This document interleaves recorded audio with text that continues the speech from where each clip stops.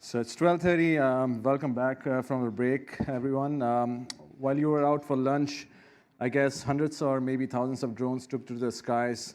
So this brings us to the next interesting discussion where we have probably for the first time ever 3 unique drone operators and leading drone operators, I guess, in Canada together. So we have with us today David MacMillan, President and CEO of Deveron UAS, Michael Zahra, President and CEO of Drone Delivery Canada, and Tom Hanson, COO of the Sky Guys. So gentlemen, welcome, and thanks for being with us here. I'll call you on stage here. Thanks. No round of applause or anything? Just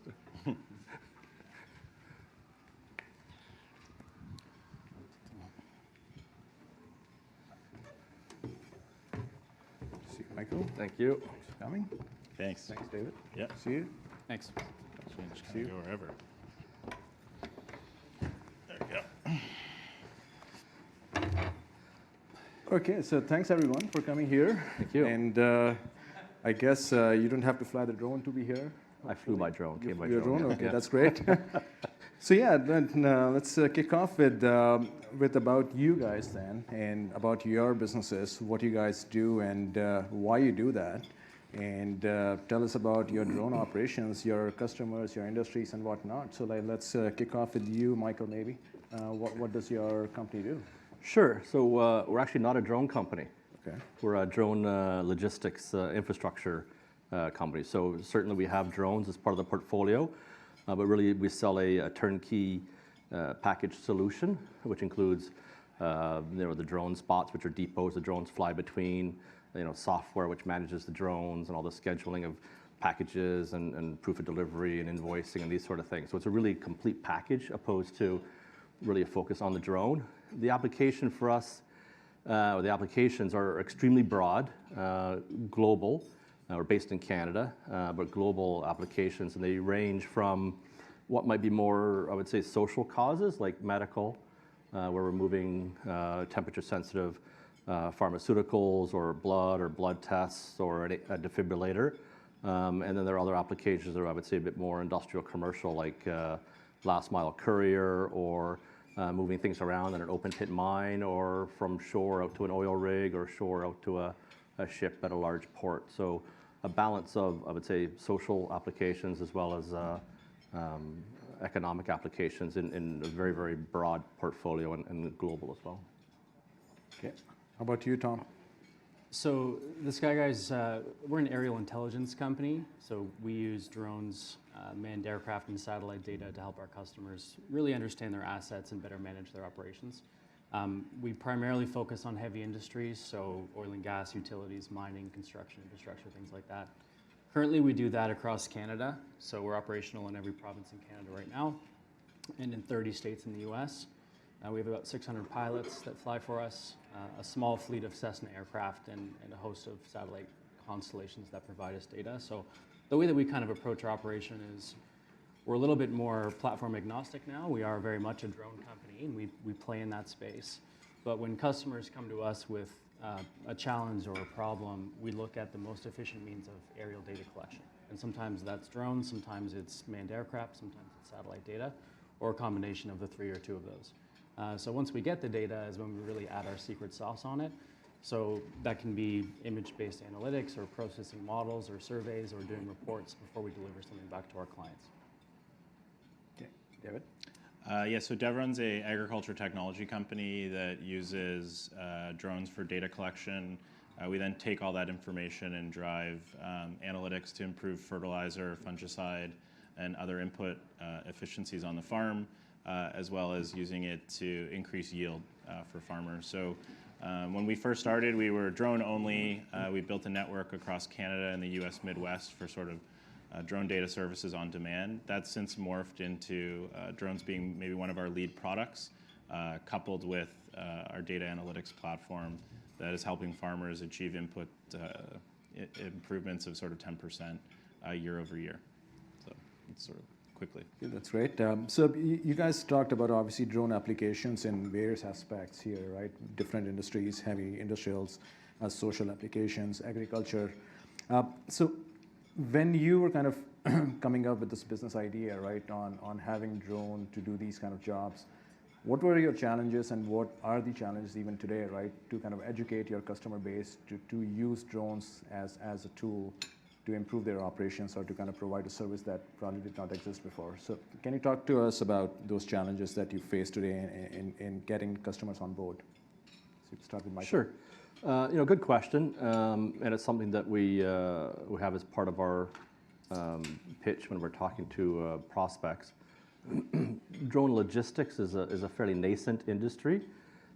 So as a result, when you talk to customers about potential use cases, regardless of what the industry is, whether it's mining, oil and gas, or medical, or courier, or what have you, they tend to look at their current applications, and you really need to encourage them to put their forward-thinking glasses on and really think about things that they don't do today that they could do with this kind of a system, or revenue streams that they don't have today that they could have, or premium services that they could offer that they don't have today. So you really have to encourage them to think, cliche, outside the box, but you really have to have them think really forward-looking and be a bit more visionary than just looking at their logistics network today, or their applications, or even their customer base today. So that's a bit of a challenge, but we've got an exercise that we conduct with customers to get them to think forward-looking.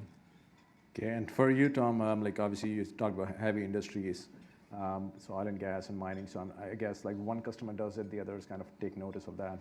So it probably has some sort of simplicity to that. But is there any challenge as well that you guys face too? Yes and no.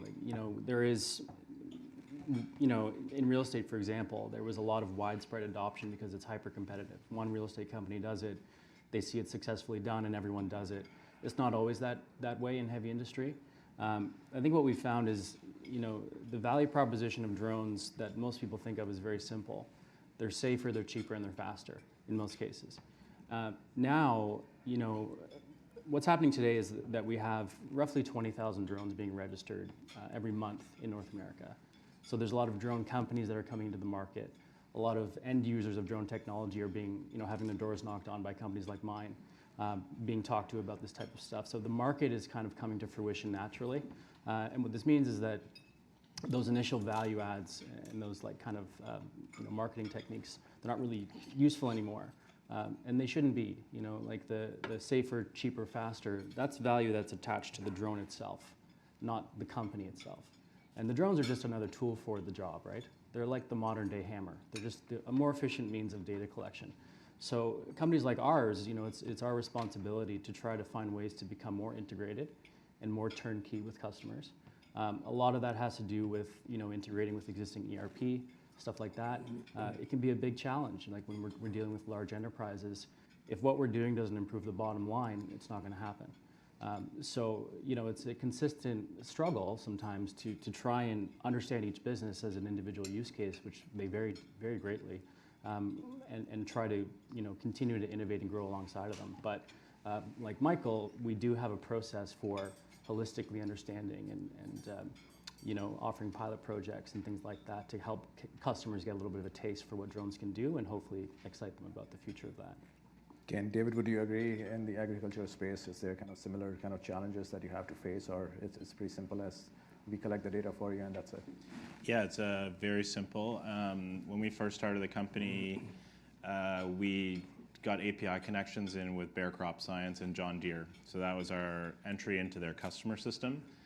So now their customers can order, data on demand from us. What we saw was that people were ordering that information, individual farmers or Deere dealers or chemical sales guys.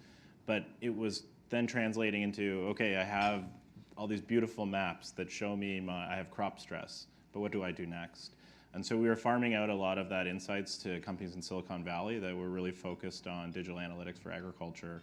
And we were kind of serendipitously lucky to acquire an analytics company from Cargill, which we now have bundled with our drone offerings, so that when we fly a farmer's field or we work with a large cooperative, there's that value add connection where we can say to the farmer, here's the decision, i.e. we're going to change the amount of fungicide that you use, we're going to change where you apply your fertilizer. So we're really using drone data to drive something that's measurable at the end of the day. And this is something that we've really only launched this year, and we're starting to actually see it work really well in the market. We've had 500% increase in revenue year over year from last year. So I think that value add of giving context to all this information to the customer, especially in agriculture, has been the most important thing that we've learned. Yeah, that's great. So I think, Tom, you mentioned about the bottom line for the customers. Obviously, that's pretty important, and that's why you want to have drones, right? If you want to improve the bottom line, otherwise it doesn't make sense, right? So when you talk about or you think about the economics for having drone applications, right? Can you help us understand what are the demand drivers for your drone business and the kind of value add that you provide to your customers that maybe there's no alternative to that, or what they are doing right now internally is probably more expensive solution to what drones can provide? Yeah, I mean, as I mentioned before, like the demand drivers of, cost efficiency, safety, or reduction of risk, elimination or reduction of time are all really, really critical. I think a lot of the work that we do, we focus on inspections and surveying. So if we're using the example of, a wind turbine farm or an energy farm or even flare stacks, the idea that we can inspect a live asset without having to shut down that asset is a really critical impact on the bottom line. There's a lot of lost revenue that is, these companies have to do this work for compliance and growth. So whereas the hybrid approach there, where a company like ours can come in and kind of fill in the blanks for things that these companies have to do on a recurring basis. But if we're looking at, larger use cases like pipeline monitoring, the ability to fly a drone in to monitor a pipeline doesn't really increase the ability to produce oil. So there's a lot of use cases there that, in the drone space and in the aerial space, we have this idea that this is a really, really great use case. Can we fly a drone for 1,500 kilometers over a pipeline network? Sure we can, but how is that actually going to be helpful? And sometimes it's a good exercise to go through with our customers to understand how that ability to have an archive end-to-end data of a pipeline is really critical for, like the AER for compliance, right? And streamlining that process, or for reducing liability exposure on the insurance side. So there are a lot of sometimes intangible benefits as well that are helpful for customers to understand. But in many ways, very simply put, drones can do things that a lot of companies are already doing right now. And we're not in the business of displacing workforces. We're in the business of helping people do their jobs better and focus on what they want to do better, and we can focus on what we do better as well. Okay, would you guys agree or disagree here? Michael, David? Sure. I mean, for us, the application and the economics, it really depends on whether it's a social project or an economic project. So if it's a social project, we might be dealing with the government, and they care about border security, they care about the disaster relief, they care about getting vaccines to remote communities and these sort of things. So it's more of a social application. Sure, there's, I guess, some economics for the government because they're probably doing it in another fashion, but it's really a social cause. And then when you talk about commercial and industrial, absolutely, it's an economic model that they're looking at. I mean, an example, we were in South America with some mining companies and just getting some data points from them, and you've got a very large open pit mine with a $10-15 million earth mover machine that's down that needs a part moved quickly across the mine for repairs, and it's $250,000 an hour and lost efficiency. So for them, the economics is pretty simple. So it depends very much on the use case, but typically it's remote access or time is of the essence, one of those two. Right. And how about you, David? So in the agriculture industry, obviously, like drone application is kind of picking up with your business, I guess, right? So for you, the demand drivers are pretty much aligned with the agricultural industry's growth drivers, or they are kind of pretty unique in the sense that there are many aspects of the business or the industry where they can still use drone and collect more data or more information to kind of create efficiencies? Yeah, I think agriculture is just a little bit different, and it's going through this interesting change where digital innovation is actually becoming a really big trend. I mean, most industries have already gone through this in the 80s and 90s. Automotive went into robotics, and it's just recently that I think farmers are starting to come to their wits that information and data itself is going to improve a very objective, decision-making driven process. Like we have customers that, they sit on $300 million of land in Saskatchewan, and they still sort of try to do everything themselves. But as these farms are getting larger and their kids are starting to take over the farm, there's more of a belief that data is the way forward, and it's the way that we're going to continue to manage what's happening in agriculture. So, making a decision to apply hundreds of thousands of dollars of fertilizer because that's how Grandpa did it is changing to where do I actually want to apply what rate of fertilizer at what time and when. And remote sensing offers a very big opportunity for it. And it started in the satellite space. This isn't sort of new. Farmers have been measuring their crops from airplanes and from satellites since the 70s. What is amazing about drones is it gives the agronomist the ability to make these $100,000 and sometimes multi-million-dollar recommendations for inputs because of the how much more detailed the data is. So I've found in agriculture, whether you're working with the big chemical and seed companies or an individual farmer, show me a picture is great, but show me a 10% improvement of efficiency or yield, and that really is what drives their decision to keep using technology, whether it be drone, digital platforms, or analytics. Great. Okay, so let's talk about I think one of the key hurdles or key challenges that you guys in the drone businesses have to overcome is I think regulation, because it's kind of working process for those guys as well. We don't necessarily have a regulatory framework in Canada or maybe elsewhere in the world about drones. So can you talk about the regulatory environment? How has that evolved over the last number of years, maybe since you started this business? I'm like, is it still pretty lengthy? You need less time these days to kind of get the regulatory approval, or you still have a lengthy process? And what are some of the factors that the regulators kind of look at when they approve the use of drones in your respective businesses? I think maybe I'll go first because I have the easiest model. What these guys are doing is far more complicated and warranted and everyone hearing about. So we got a national approval way back in, I think, 2016 to fly drones for all of our pilots. So in Canada, the company holding the license then allowed everyone operating underneath us to go out and fly our assets that we work with on demand. So it's actually been really easy for us, but we don't do anything around beyond visual line of sight. And if you can imagine from risk assessment of government, when you're flying farmland 2 hours north of Saskatoon, there's not many other things that can happen. Like really the risk is a drone falls out of the sky in a field of canola and we're out 30 grand. So from that end, it's been very simple to manage. And in the US, it's actually been quite easy. So all of our pilots pass almost like I would say the equivalent now of a boating exam, and they're able to fly our drones across US farmland. So for ag, it really hasn't been something difficult. I could see at some point in time where maybe there's these much larger drones that can be collecting data on a weekly basis, where we wouldn't even get in that space. We'd work with someone like these fellows up here that are developing that long range opportunity, and we're really going more into how does this data help farmers make better decisions. Yeah. How about you, Michael? Is regulation a big botheration for you guys? Sure. So when the company first started, I think the approach that we took was in retrospect, wise at the time, developing a very, very collaborative relationship with Transport Canada and with NAV Canada.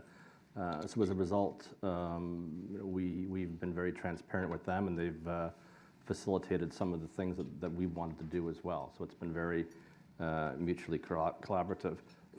So for us, we have done beyond visual line of sight in Canada and in the US in active controlled airspace. So we know how to do it. Our technology can handle it. Our systems can handle it. I think what we're going to see with the regulations, so our systems are unmanned, which I guess is a bit of a difference, but so what we're going to see in the regulations is them relaxing over time. But in order for the government to do that, because it's like regulating healthcare or whatever, it's very dependent on the risk profile. So we give them data, we give them risk profiles, we give them flight information, we let them participate in any of the tests, proof of concept, customer projects that we're doing. So very, very transparent. And with that data, they get a higher level of comfort with the risk profile, and then they can relax the regulations over time. So for instance, 6 months ago, we couldn't fly over roads. Now we can fly over roads, not a problem. So we will see in short order a gradual relaxation of the regulations. But on the other hand, we welcome the regulations because we don't want airspace that's got every company and every consumer drone flying around in an unregulated way, because that would be chaos for all of us and chaos around the airports and what have you. So we certainly welcome the regulatory framework, and we're very, very involved in it. We have employees who are ex-FAA, Transport Canada, military, et cetera, et cetera. So we're comfortable with the regulations, and we're working collaborative to evolve them. So.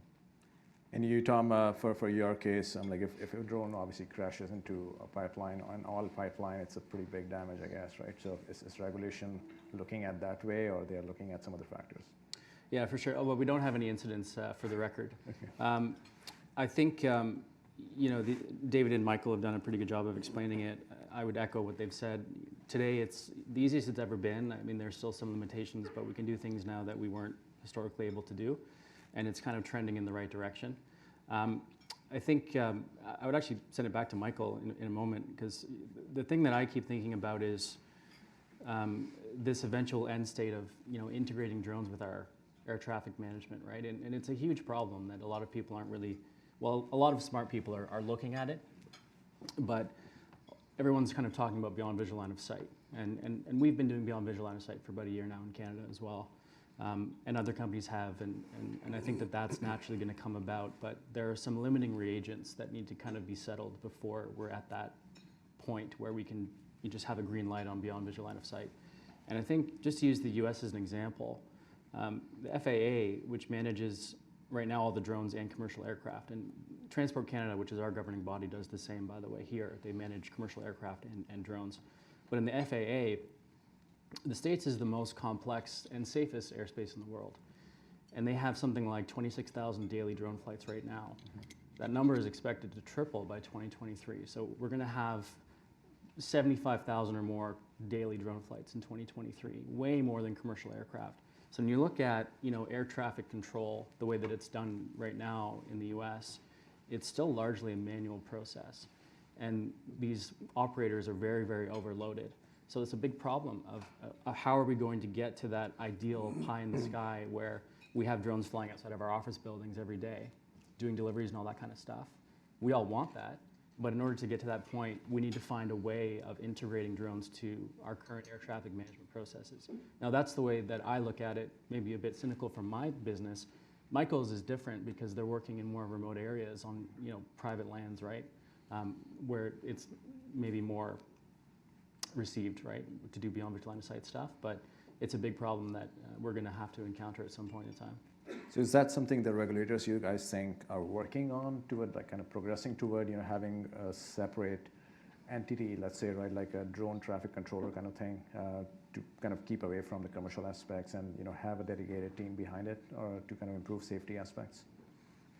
Yeah, sure. So, I mean, depending on the government you're talking about, because it's similar but not unified globally.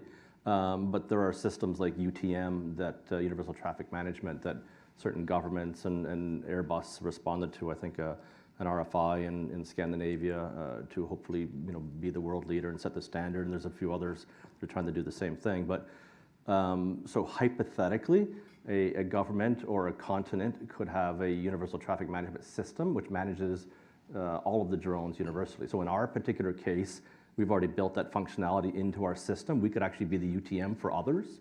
So our flight software manages the flying, manages the logistics, and it could also act as a UTM. But through a software API, we could simply punch out to a government API, and it gives us the check mark to say that we can fly, and then we release the drone based on our own confirmations around weather and airspace and that sort of thing. So for us, if a universal traffic management comes out or is mandated, it's not a problem. We've built that into our technology roadmap. So, but I do think, I agree that we're going to see a large number of drones in the airspace over time, and especially when you start flying around the airports like we are, or large urban centers like Toronto or what have you, and we do fly in suburban areas with some of our projects. There's going to be some kind of a universal traffic management system, for sure. Okay. So can you explain us, you guys talked about, I think, except for David maybe, you guys had beyond visual line of sight, you have operations, right, in practice right now. What's beyond visual line of sight? I'm like, how far is the beyond vision? And is there any limitation to that from the perspective of drones' ability to kind of fly in terms of range or power or battery or whatever. Sure. Let's start with you. Okay, Maybe, or go ahead. Sure, I'll go ahead. Okay. Yeah, I mean, there are different definitions of beyond visual line of sight. At one point in time, beyond visual line of sight was considered if I were to fly a drone around a corner 10 feet away from me, I can't see it anymore beyond visual line of sight. The way that we look at it is essentially if you're on a ground-based station and you want to fly a drone far enough away that you can't see it anymore. That's technically beyond visual line of sight. Depending on weather conditions, it can be 3 kilometers, 5 kilometers, 100 kilometers. I think, the tests that we've done we've had some grants with the Ministry of Transportation and other military entities, and so we've been doing a lot of beyond visual line of sight testing. We've never done any commercial beyond visual line of sight work. I'm not as excited about it as I once was. I think that, the way that I feel about it is that there are a lot of things that need to happen in parallel to the regulators giving the green light for beyond visual line of sight. Some of that is technical, some of it is the UTM stuff that Michael was just talking about.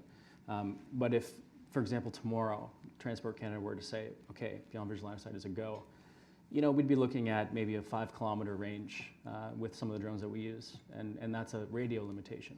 So if we're looking at like real beyond visual line of sight, let's fly 500 kilometers. You need a really good network of radio, cellular, satellite. You need triple redundant communications. You need all those types of things to be in effect, for the most part, for commercially available aircraft.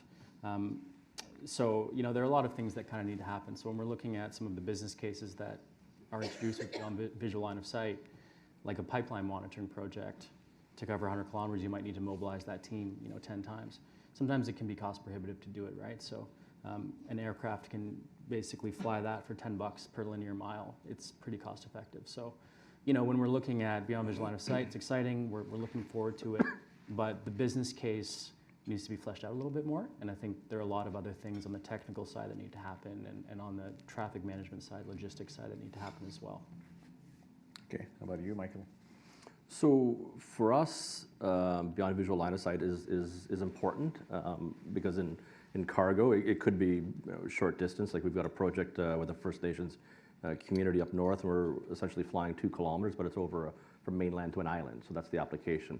But our largest drone today, and our system is airframe agnostic, so there will be larger, heavier lift, longer distance drones in the future. But our largest drone today, the Condor, which is gasoline powered, is 200 kilometers, 400-pound payload. So for us, beyond visual line of sight is just part of the mix.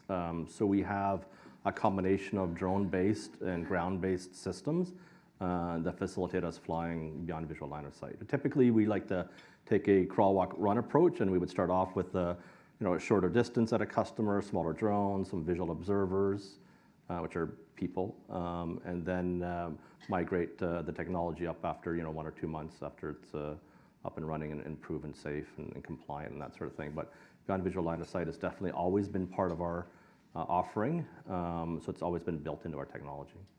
Okay, and is there any extension to you, David, on beyond visual line of sight at all in this business, or?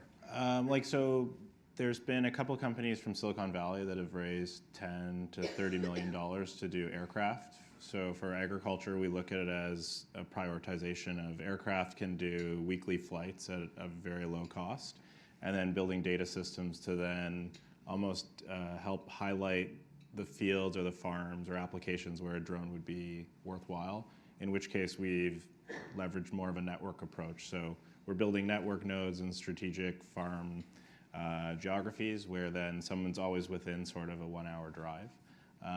So it's kind of like it's a cool concept, and I think a lot of people, especially in the U.S. around agriculture, were excited about beyond visual line of sight, but it's just not really a necessary use case when we have aircraft and satellite to drive prioritization right now. So we're watching, but I still think it's a long time away, and it's not really going to drive our business one way or the other. Yeah, fair enough. Let's talk about competition here a little bit. So I'm like, you guys seem to be saying that there's obviously a lot of drone companies or drone businesses coming up, and there's private drones also flying in. So the sky might get crowded here. So from competitive standpoint, is drone is the only kind of competitor to you guys, or you are competing with some other businesses or industries as well? Like for example, for you, Michael, like you are in the cargo business, and I guess I'm like, there's UPS, there's Amazon, there's Google Wings, there's whatnot. So I'm like, those guys are kind of delving into these kind of things. And obviously you have companies like Cargojet, you have airlines doing the cargo business. So I'm like, you have kind of different dimensions, I guess, to competition. So can you talk to us about, where do you see competition for your business right now? Sure. So I mean, the competitor could be around the use case, or it could be another drone company. So in the first one, you mentioned the UPS or helicopter services, and in those cases, they may see us as a competitor in a small way. But for the most part, what we're doing is either something that they can't do, or they see us as an extension of what they can do as a better way of doing it, or increased revenue opportunity, or a premium service. So we don't see that the helicopter service company or trucking companies or courier companies or the cargo jets, or certainly not Air Canada, who we're actually partnered with, see us as a competitor. They see us more as an extension, which is good, and the smart ones really want to partner with us. So Air Canada Cargo did that a few months ago. We signed a partnership with them. On the drone competitors, I mean, I don't want to sound naive or arrogant, but I would say in the cargo space, I don't think we've got a competitor that can do what we can do in terms of scale and range and system. Some of our competitors, some of the big names you mentioned, they've got one drone. They're focused on the drone, which can easily become a commodity. They're not focused on the system and the ecosystem. It's a small payload, 5 pounds, it's a little string with a little cardboard box, delivers a muffin or coffee to your backyard. I mean, that's great for YouTube videos, but not a very good business case. So, and they're doing different things, and some of them are very, very good at what they do, but in an extremely narrow niche. They might be moving blood in Africa, but that kind of drone that gets shot out of a catapult and caught in a net and carries 5-10 pounds is not really a universal application for what we're looking at. So again, don't want to sound naive or arrogant, but I mean, today I would say that, and we hear that from government regulators and customers that we talk to, that we don't really have a competitor that can do the scale of what we can do, the breadth and the width. So. Okay, how about you, Tom? I mean, yeah, I think probably we have the most competitors. I don't really compete with these guys, fortunately. I look at it, any company right now who is doing image-based analytics using aerial data would potentially be a competitor to us because we are platform agnostic. We use drones, aircraft, and satellite data, and then analyze that data to provide solutions to our clients. There are a lot of companies that do that. Some of them do it in agriculture, some of them do it in mining, some of them do it in pipelines. I think, though, that for us, particular to the drone space, it's a bit of a different feel because our industry is so young. Everyone is really looking out for each other and advocating for each other. Like, we're all members of an organization called Unmanned Systems Canada, which really works on behalf of us to lobby the government and make things happen. And the more drone companies that are present in the market, the more commonplace it's going to be, the better it's going to be for everyone, right? Like, I don't think it would be in anyone's best interest to have just 3 drone companies in Canada right now. We wouldn't be able to do all the work, and not enough people would get exposure to the solutions that we have to offer. So there's a bit of a different mindset. The other thing is that, like Deveron, we manage a network of pilots too. So the pilots that fly for us under our brand, they might have their own company, and that's fine. We kind of have 2 versions of work that we do. One is internal for our own pilots that might be more customer heavy, industry in nature, and others that are in a very remote area where we have like service level agreements with operators. So the more drones there are flying in the sky, the more opportunities we have to collect really cheap data. And then what we do with it is really what's important, right? Right. Yeah. Okay. How about you, David? Yeah, so I'd say the 2 factors for agriculture is really, technically anyone who grew up on a farm who bought a DJI drone and then, told their father they were going to fly their farm that year would be a competitor to us. And I think very quickly in our journey, we got away from dealing direct with like small and large farmers immediately, and we've worked through the channel of John Deere, Bear Crop Science. And I think the value we bring to them as a network logistics solution on data collection is that we can speak to Cargill, and they're conceptually looking to collect data in Alberta, Saskatchewan, Manitoba, Ontario, but they only want to deal with one vendor. So in-house, they don't want to go out and source 15 or 20 different pilots that are all going to do it at the same price that meets their budget. So in that sense, we're competing with the individual with the drone, but then at the same time, we're moving now more into trying to work with people that are establishing networks, just where we've built a use case to that customer, and then we're working on actually providing the value-add analytics.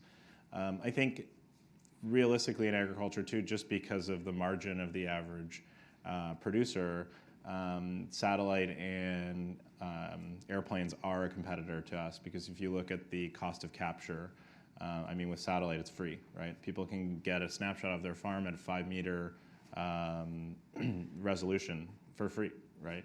So you have to have a pretty strong value case to have them paying you $2 to $10 an acre for data collection, and that's where we've really then focused on the agronomic insight that we've been building.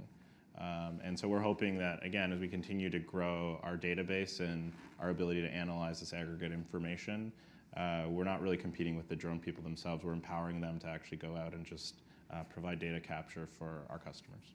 Okay, that's great. So how about weather? Obviously, Canadian winters are pretty popular, and we just saw the early winter here in November in Toronto.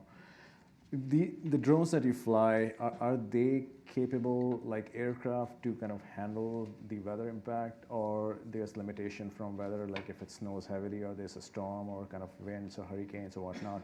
Are they able to fly in those conditions, or there's some sort of seasonality that you have more utilization in the summer times and less so in the winter times? I can go quickly. We did about 5,000 flights this year across Canada and the US. I'd say 5% of those you're kind of going back to the farm the next day, or you've planned to do on a Wednesday, and then it's just there's thunderstorms and you can't fly, or for the sensors that we use, you need pretty vibrant sunlight to capture the reflection of the plants to build a measurement of chlorophyll. So that is a bit difficult in planning. And then obviously in an agriculture standpoint, we're not really flying bare ground for insight. So you have a crop season that as soon as the corn starts to emerge to then when it's harvested is really the only time that we're capturing. So when people think about the cyclical nature of our revenue model, I start getting questions of when are you expanding to South America, or at least you'd be able to leverage our fleet for both crop seasons. Okay. How about you guys? Yeah, it sucks sometimes. It's a bit of a challenge. I mean, in David's case, sunlight is important. For us, it's not always as important. Oftentimes for surveying work, it's better to have just cloud cover, so you don't get like shadows on the ground and stuff like that. But if we're doing LiDAR work where you're interested in the bare earth, meaning beneath all the vegetation and all that kind of stuff, there can't be snow on the ground. We do run into issues, and there are certain applications that are more seasonal in nature, but others that aren't. Some of the inspection work we're doing on infrastructure, thermal envelope inspections are best done in the winter months. Oil and gas onshore facilities that are operational year-round are they need work at any time of the year, all the time. So we do struggle sometimes. But some of the satellite data too. One of the limiting factors of satellite data and where drones come into play is that satellites are really susceptible to cloud cover. So there's a lot of work being done with synthetic aperture radar type data where you can penetrate cloud cover and stuff like that, but we're not really at the point of getting the type of accuracy that we get with drones. So a lot of the issues that we have are present in more historical methods like manned aircraft and satellite as well. Okay, and about you, Michael, so you have obviously a lot of vision, beyond visual line of sight here. Sure. Any on that from weather? Yeah, so we've flown in rain, we've flown in snow, we've flown at night, cold weather, warm weather. We're a Canadian company, so we understand the weather for sure. I mean, there are some restrictions. I mean, if we had, very heavy winds or, hurricane level winds, we're probably not flying. The only other regulated restriction that we have is icing on the propellers. So you take a little cloth and you wipe it off. So it's a little easier than doing it at Pearson where they have all the equipment for de-icing. But other than that, we can fly in Canadian weather, especially the gasoline-powered drone. It's really designed even to fly up in the Arctic, up north. So, and our drone spots, which is we fly from a depot to a depot, and they're called drone spots. They can be open, they can be enclosed with a retractable roof. They can be heated, they could be air conditioned for some of our projects we're looking at in the Middle East. So, I mean, we can accommodate the weather fairly well. Okay, no, that's great. And then I think lastly, in the interest of time here, so obviously I'm like it's pretty early stage, right, for a lot of these drone operations in this industry and in Canada and US as well. When you look out the next evolution for your businesses, what are sort of your growth or focus areas for growth in the next call it 5 to 10 years? Where do you see the growth coming from, be it existing customers, new geographies, or new industries or verticals? Let's start with you, Michael. Sure. So for us, I mean, we've got a technology roadmap. So you're going to see drones that are heavier lift and longer range. I mean, out 3 years from now, we'll have one that can take a 40-foot container. So that's a bit of a game changer if you're in a port, cargo, transportation, shipping world. So we'll see things like that. We're definitely a global scalable business. So we'll see projects outside of Canada, which we're working on right now.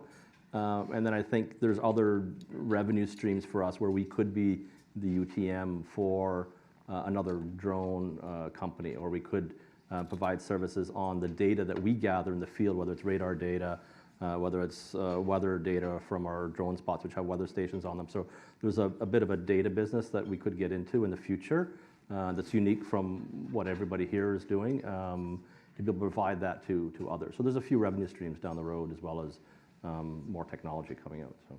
Yeah. How about you, Tom? Just very briefly, I mean, our kind of future growth drivers are really, in the immediate future, related to kind of product development and new geographies. Obviously, as a service company, we've got a lot of clients and a lot of pilots that fly for us. What we're working on now is a platform that essentially is like a global drone pilot marketplace. It's been done before. Ours is a bit different, has its own flavor on it, some built-in analytics features and stuff like that. It's really going to allow us to scale beyond North America globally, which we intend to do, and take a bit of a different approach to services, which is focusing more on the value added on the software side and managing our network and more being like a consultancy as opposed to dispatching teams all over the place like we've historically done. So we're excited about that. That's great. And we finish with you, David. Yeah, so echoing a little bit of what everyone's saying. So like for us, data collection is about an 18% profit margin business.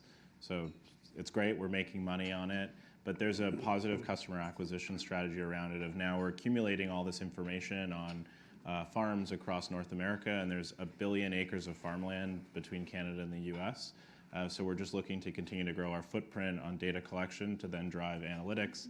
And as we drive customized analytics for each farm, we start to look at this very large aggregate database. We've already amassed 100 terabytes of information on our AWS server, and we're starting to look at applications for machine learning and artificial intelligence and saying, okay, Mr. Farmer or a large farming entity, this is how the crop year is looking, and we've got aggregate insights through the season to help you improve your decision making, improve farming outcomes, and increase yield. So I think that's the general trend of where we're heading. Still doing lots of droning, but maybe we don't have to own every network node. We'll work with partners that have capture opportunities in these areas and just keep driving value for our customers. Okay, that's great. On that note, I'd like to thank each one of you for contributing to this discussion, and all the best for your future growth. Yeah, thanks for having us. Thanks so much. Thanks for listening. Thank you. Thanks a lot for your time. Thanks, appreciate it. Great job. Thanks, yeah. Well done. Okay. Thanks for having us. Yes, thanks. That was Yeah, great. absolutely. Good Great. questions. Thanks, yeah.